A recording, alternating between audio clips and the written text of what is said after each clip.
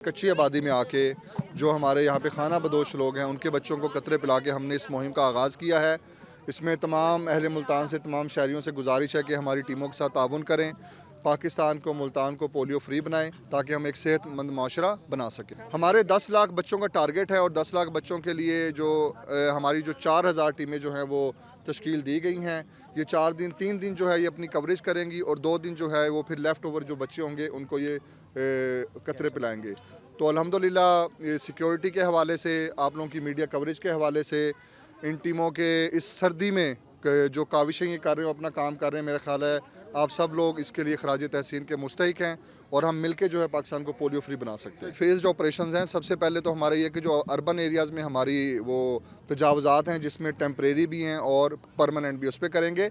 उसके साथ साथ हम ना जो कब्रिस्तानों के हवाले से, पीरा गायब का कब्रिस्तान भी है, आपने बताया वो भी कब्रिस्तान है, 2-3 और कब्रिस्तान है जिनके हमारे पास बहुत ज़्यादा कंप्लेंट्स आई हैं। उनका हमने सर्वे ऑलमोस्ट कंप्लीट करवा लिया है।